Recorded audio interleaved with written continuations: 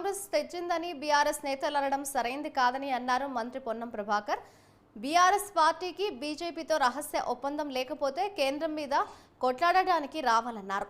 BRS నేతలు రైతుల దగ్గర ముసలి కన్నీరు కారుస్తూ దొంగ దీక్షలు చేస్తున్నారని ఆయన మండిపడ్డారు. గల్లీలో దీక్షలు చేయడం కాదు, ఢిల్లీలో చేద్దామని పొన్నం బీఆర్ఎస్ పార్టీకి సవాల్ విసిరారు. గౌరవ ప్రతిపక్ష నాయకులు మాజీ ముఖ్యమంత్రి కేసీఆర్ గారు పంట పొలాల సందర్శనకని బయలుదేరినారు.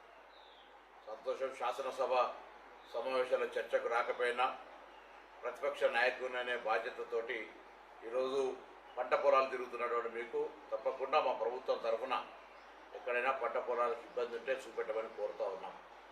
అదేవిధంగా మీరు పంట పొలాలు తిరిగే కంటే ఈరోజు కేంద్రంలో ఉన్నటువంటి భారతీయ జనతా పార్టీ ప్రకృతి వైపరీత్యం అంటే గతంలో మీరున్నప్పుడు అధికారంలో ఉన్నప్పుడే వర్షాభావం తక్కువ ఉండడం కారణంగా ఇలా భూగర్భ జలాలు అంటికి కట్టి దాని తదుపరి ఏర్పడిన పరిణామాల వల్లనే ఈరోజు అక్కడో ఇక్కడో రైతుకు నష్టం జరిగిందంటే ఇదే కారణం.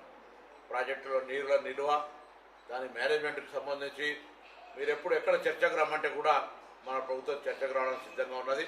మీరు అధికారంలో దిగినాడున్నటువంటి ప్రాజెక్టుల వారీగా నీటి లభ్యత, నీటి యొక్క నిల్వలు ఈరోజు మేము దాన్ని ఏ విధంగా తాగునీటి అవసరాలకు, సాగునీటి అవసరాలకు వాడినామో స్పష్టంగా చెప్పడానికి సిద్ధంగా ఉన్నాం. చర్చ చేయడానికి కూడా సిద్ధంగా ఉన్నాం. కరువు కాంగ్రెస్ వారు చెప్పింది అని అంటే నాకు అర్థం కాలేదు. మీరు అనుభవజ్ఞులు, అనేక రకాల ప్రజాప్రాతినిధ్యం వహించినారు. ప్రకృతికి టీఆర్ఎస్ కాంగ్రెస్ కారణం కాదు.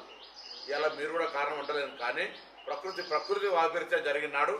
రాజకీయంగా మీరు ఒకవేళ భారతీయ జనతా పార్టీతో స్నేహపూర్వకంగా లేరన్నట్టయితే, తెలంగాణ ప్రయోజనాలు, తెలంగాణ రైతులు నిజంగా కాపాడాలని మీ ఆలోచన ఉన్నట్టయితే మేము కాంగ్రెస్ పార్టీగా కేంద్రం మీద ఒత్తిడి తేవడానికి ఒక ప్రణాళిక సిద్ధం చేస్తా ఉన్నాం.